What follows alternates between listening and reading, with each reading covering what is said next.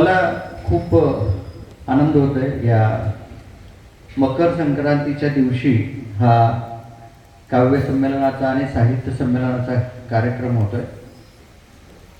मकर संक्रांत म्हणजे सूर्याचं मकर राशीत प्रवेश होणं आणि उत्तरायण सुरू होणं.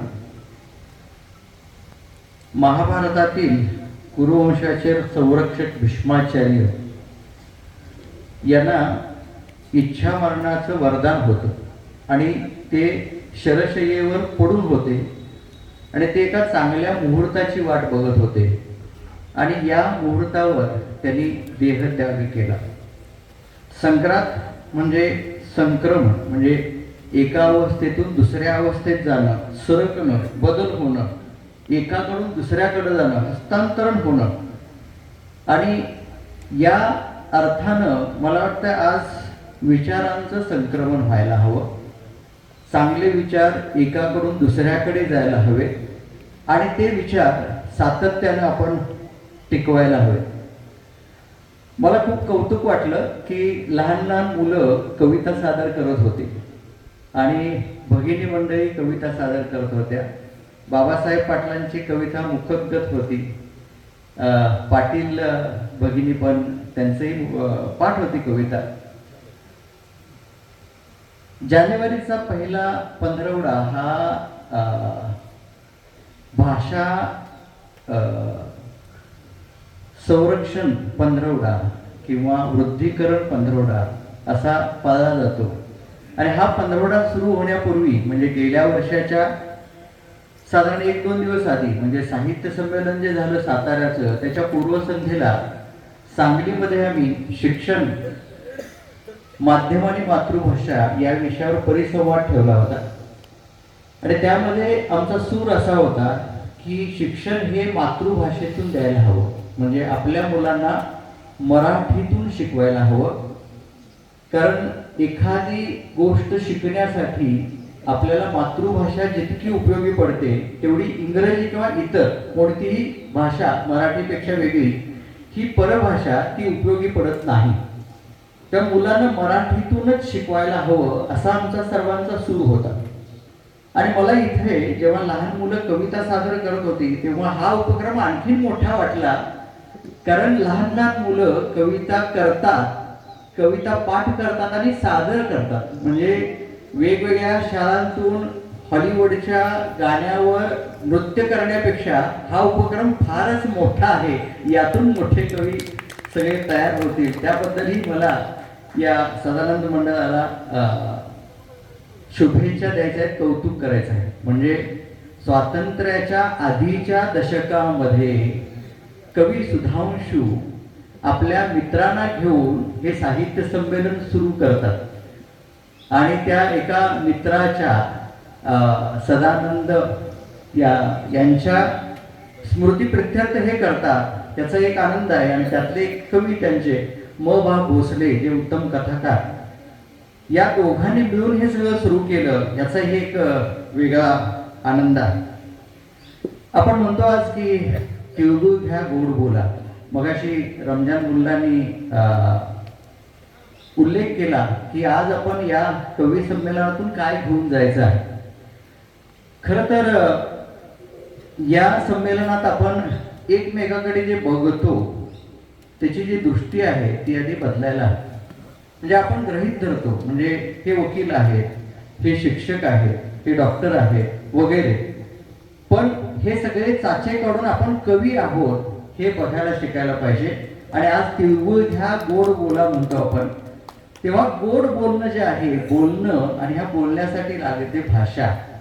आणि आपली मराठी भाषा जिला 2400 वर्षांची परंपरा आहे आणि गेल्या वर्षी म्हणजे 1.5 वर्षापूर्वी साधारण ऑक्टोबर 2024 मध्ये याला अभिजात भाषेचा दर्जा मिळाला. यासाठी आपण काही करतोय का असा आपल्याला विचार करायला पाहिजे. आणि मग या दृष्टीने विचार करताना मगाशी जसं म्हटलं मी की मराठीमध्ये शिक्षण द्यायला हवं, मराठीमध्ये बोलायला हवं, मराठीमध्ये लिहायला हवं आणि मराठीमध्ये वाचायला हवं. म्हणजे या नव्या पिढीमध्ये झालंय काय की भाषांची सरमिसळ झालेली आहे. म्हणजे स्वच्छ शुद्ध मराठी भाषा बोलणं आणि ऐकणं हे जिकिरीचं झालेलं आहे. बोलता बोलता माझ्याही भाषणात ते इंग्रजी शब्द येणार आहेत, ते मी टाळू शकत नाही, म्हणजे अवॉइड करू शकत नाही. तर काही गोष्टी मराठीतून कळतच नाही. म्हणजे सिद्धांत हा प्रबोधनात्मक व्हायला पाहिजे असं म्हटलं तरी अवघड वाटतं. त्यापेक्षा कन्सेप्ट क्लिअर व्हायला पाहिजे म्हटलं की लगेच कळतं. माणसाच्या मेंदूचं असं आहे की माणसाचा मेंदू जेव्हा काही शिकतो तेव्हा त्याचं एक भाषा केंद्र असतं. म्हणजे यामध्ये थोडासा डॉक्टर माझ्यातला डोकावणार.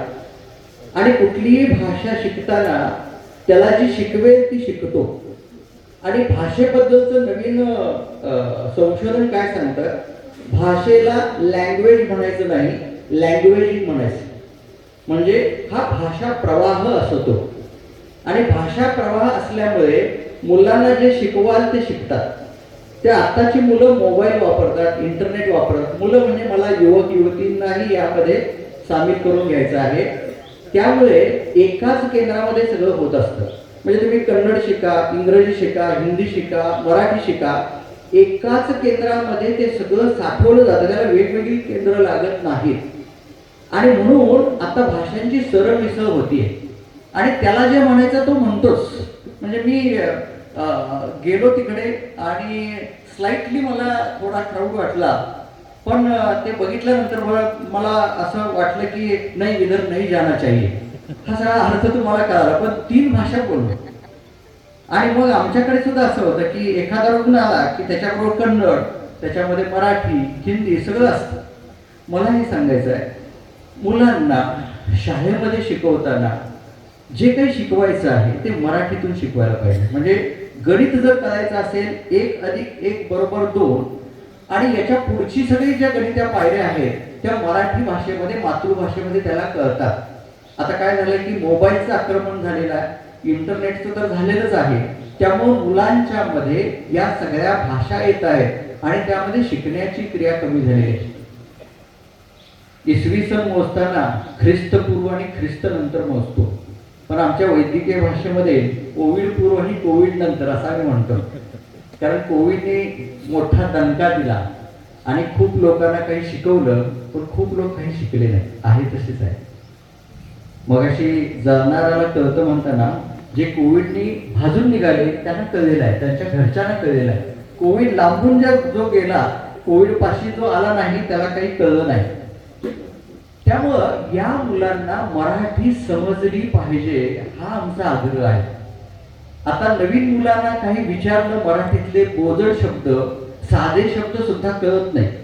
म्हणजे कित्येक शतकापूर्वी, म्हणजे 14व्या शतकात संत सोयराबाईंनी खूप काही लिहून ठेवलेलं आहे.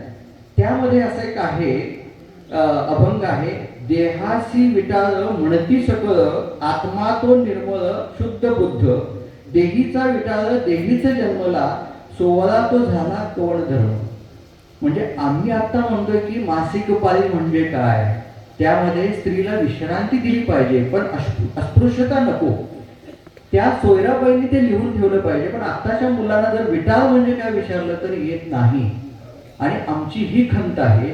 आता जे साहित्यिक लिहिते झालेले आहेत, इथे बऱ्याच जणांचे कविता संग्रह आहेत, गझल संग्रह आहेत. पुढच्या पिढीला ते तो गझल कळायला पाहिजे ना, ती गझल कळायला पाहिजे, समजायला पाहिजे, शब्द कळायला पाहिजे. नाहीतर पाठ्यपुस्तकात जसे लिहितो शब्दांचे अर्थ, तशा प्रत्येक कवितेच्या खाली आपल्याला समानार्थी शब्द, सोपे शब्द द्यावे लागतील. म्हणून आपल्याला मातृभाषेचा गजर करायचा नाही, फक्त ती जिवंत ठेवली पाहिजे. आणि परवा बोलताना मी म्हणालो की भाषा ही केवळ बोली भाषेत राहून चालणार नाही, लिखित स्वरूपात लिपित राहायला पाहिजे. त्यासाठी वाचता आलं पाहिजे, मुलांना लिहिता आलं पाहिजे. कोविड नंतर पेन गेलेला आहे, तो त्यांच्या हातात द्यायला पाहिजे. 21व्या शतकातला पावभाग आता संपलेला आहे. जागतिकीकरण झालेलं आहे, ग्लोबलायझेशन ज्याला आपण म्हणतो, संगणकीकरण झालेलं आहे, डिजिटलायझेशन झालेलं आहे, बाजारीकरण झालेलं आहे. आणि यामध्ये प्रत्येक क्षेत्रातले लोक लिहित आहेत आणि लोक लिहितायत, कविता करतायत. त्यामध्ये त्यांच्याबरोबर त्यांचा खंड, त्यांचा देश, त्यांचा वंश, त्यांची जात, त्यांची पोटजात, त्यांचं लिंग, देशीय परदेशीय येणार आहे, अशा सगळ्यांची वर्गवारी झाली आहे. त्यामुळे नव्या कवितेत हे सगळं सुरू आहे. आणि आजूबाजूला जे घडतंय त्याचा परिणाम हा साहित्यिकांवर, कवींवर होतोच. कारण समाज आणि साहित्य आपण वेगळं करू शकत नाही. मला जी खंत वाटते ती म्हणजे साहित्याच्या प्रांतामध्ये किंवा मराठी शिकणाऱ्या व्यक्तींमध्ये सगळ्या मुलांचा समावेश व्हायला पाहिजे. आता इंग्रजी माध्यमात मुलांना शिकवायची चढाओढ आहे. इंग्रजी माध्यमात शिकवा, मराठी माध्यमात शिकवा, पालकांचा एक दृष्टिकोन असतो तो म्हणजे मुलाला डॉक्टर बनवायचं किंवा इंजिनियर बनवायचं, IT मध्ये घालायचं. बुद्धिमान विद्यार्थी यांना कुशल कामगार बनवलं जाते असं माझं मत आहे. त्यांना विचारवंत बनवलं जात नाही, बुद्धिवंत बनवलं जात नाही. त्यांना एका मेकॅनिकल प्रक्रियेमध्ये ढकललं जात आहे. याच्याकडे आपल्याला लक्ष द्यायला पाहिजे. साहित्य म्हणजे समाजाचा आरसा असतो, त्यामुळे समाजात जे काही घडतंय ते आपल्या कवितेत उतरणारच. आणि अर्थात या संदर्भात आपल्याला स्त्रीवादी किंवा दलितवादी साहित्याचं उदाहरण देता येईल. गेल्या शतकामध्ये जे काही बदल झाले, सामाजिक बदल झाले, त्यामध्ये साहित्याचा, साहित्यिकांचा, लेखकांचा आणि कवींचा मोठा रोल आहे. कारण लेखक आणि कवी सामाजिक अन्यायावर, विषमतेवर, प्रस्थापित विचारांवर टीका करण्यासाठी साहित्याचा, कवितेचा वापर करतात. आजच्या या कवी संमेलनामध्ये कवितेविषयी बोलताना, कविता हा प्राचीन साहित्य प्रकार आहे. कविता म्हणजे काय, त्याची एक व्याख्या कुणालाही करता येणार नाही. मग खूप छान कविता, गेय कविता सादर झाल्या. त्यामध्ये मग कविता म्हणजे यमक, कविता म्हणजे लय आणि ताल, अलंकार, रूपक, उपमा, गेयता. कविता म्हणजे भावनांचा कल्लोळ, कविता म्हणजे सारांश, कविता म्हणजे रचना, कविता म्हणजे चेतना, कविता म्हणजे प्रतिभेचं नर्तन, कविता म्हणजे अनिवार्य भावनेचा उत्स्फूर्त उद्रेक. म्हणजे मला आता राहवत नाही, मला लिहायलाच पाहिजे, मला हे बोलायलाच पाहिजे, मला हे मांडायलाच पाहिजे. कवितेत आनंद असतो, दुःख असतं, वेदना, तळमळ, माया, प्रेम असते. कवितेत कथा असते, चित्र असतं, माणसं, नद्या, झाडं, फुलपाखरू. कवितेत जन्म, मृत्यू, अपघात, सांत्वन, आठवण, टीका, भूतकाळ, वर्तमानकाळ, बंड, उठाव, स्वप्न, प्रेरणा, कितीतरी गोष्टी असतात. आणि यामध्ये या कवीचं मन असं ओथंबून वाहत असतं. मध्ययुगीन कालखंडामध्ये संत ज्ञानेश्वर झाले, नामदेव, तुकारामांसारखे कवी झाले, मध्व मुनीश्वर, महिपती यासारखे पंडित कवी, बाबा पद्मनजी, कवी कलश यांच्यासारखे शाहिरी कवी झाले. कवितेविषयी बोलताना बऱ्याचदा आपण आधुनिकता असं म्हणतो. आधुनिकता, पूर्व आधुनिकता, उत्तर आधुनिकता आणि आधुनिकता. आधुनिकता म्हणजे मॉडर्न.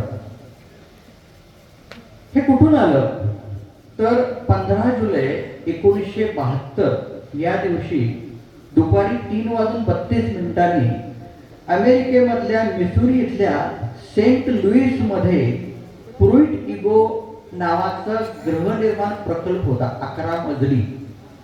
तो प्रकल्प या दिवशी 15 जुलै 1972 या दिवशी डायनामाइटनं पाडण्यात आला.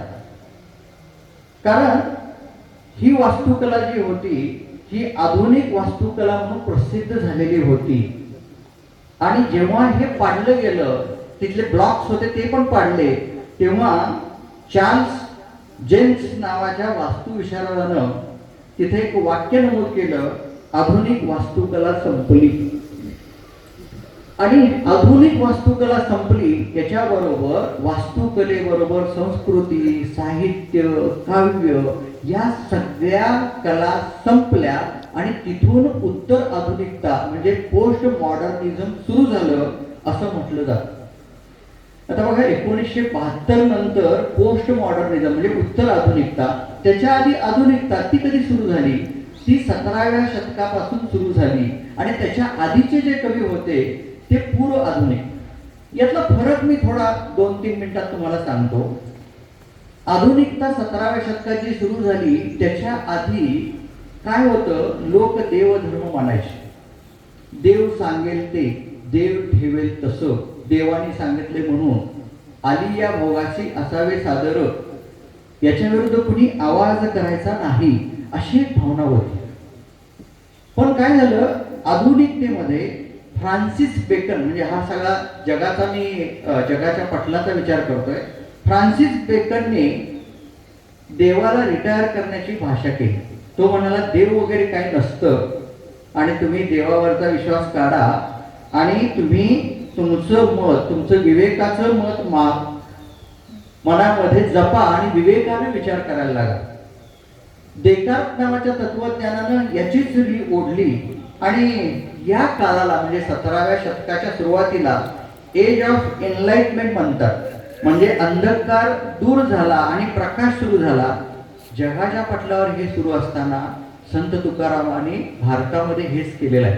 1608 ते 1650 अवघं 42 वर्षांचं आयुष्य मिळालं. पण संत तुकाराम केवळ कवी नव्हते, ते समाज सुधारक होते. विषमतेवर बोट ठेवणारे ते विचारवंत होते. काय झालं पुढं यानंतर म्हणजे देकार्तच्या या मतानंतर इमॅन्युएल कांट या तत्वज्ञानाने 18व्या शतकात काय सांगितलं की विवेकवाद हा बरोबर आहे, पण विवेकाला तुम्ही एका व्यक्तीसाठी बांधून ठेवू नका. म्हणजे कसं की विवेक बुद्धी या चष्म्यातून बघताना चष्माच जर लाल असेल तर त्या व्यक्तीच्या दृष्टीनं विवेक चुकीचा असेल.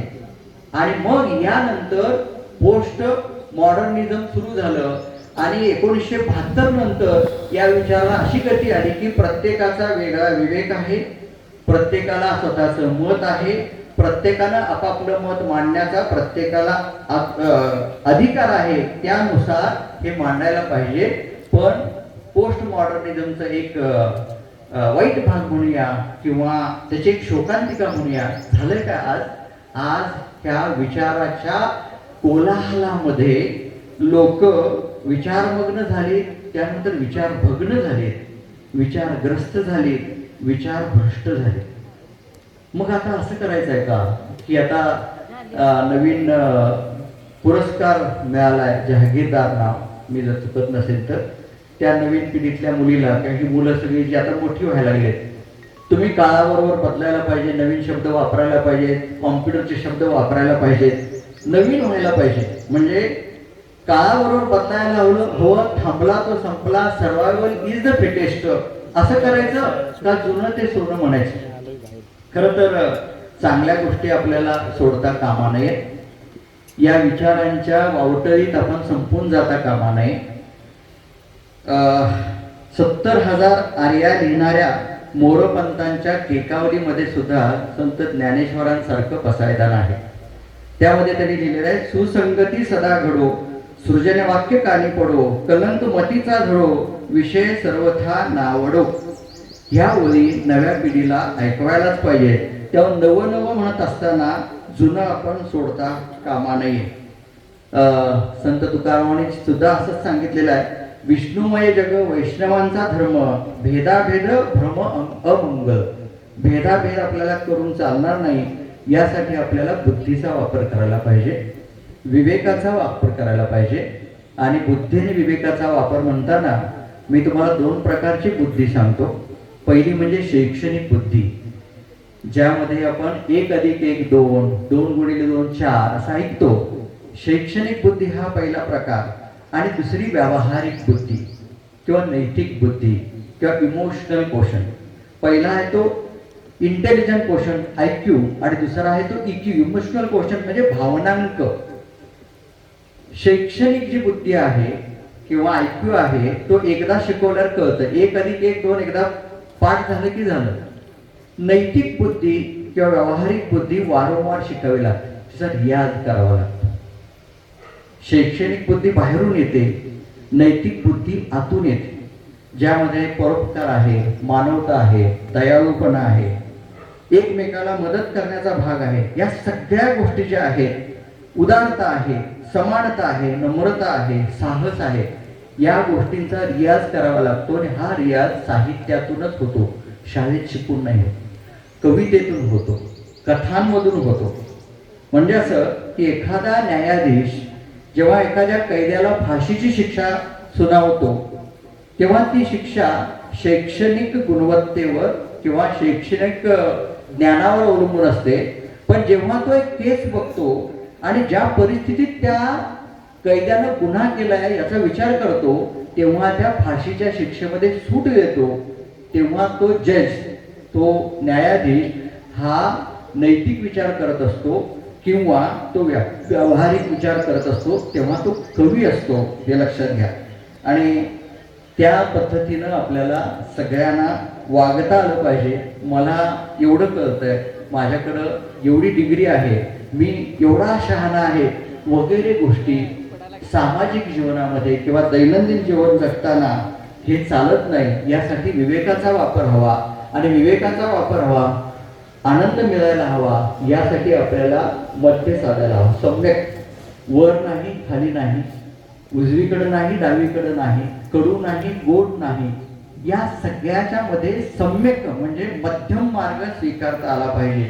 आणि शेवटी जाताना आपण हे सगळे जमलेलो आहोत, चालू आहेत कविता, कुणी ऐकतंय कुणी ऐकत नाही, छान भोजन झालं, रुचकर भोजन झालं, पुरणपोळीचा आस्वाद घेतला आम्ही, त्याबद्दलही धन्यवाद. हा सगळा आनंदाचा भाग आहे आणि आपण जगतोय ते आनंद मिळवण्यासाठी. पुन्हा एकदा आपण आनंद, सुख आणि समाधान या तिन्ही संज्ञांचा वापर एकसारखा करतो, पण तसं नाही आहे. आनंद म्हणजे जॉय.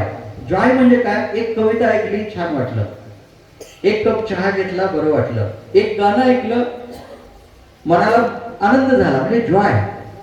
हे काय आहे की तात्पुरतं आहे. उद्या परत गाणं ऐकू शकतो, उद्या पुन्हा चहा घेऊ शकतो.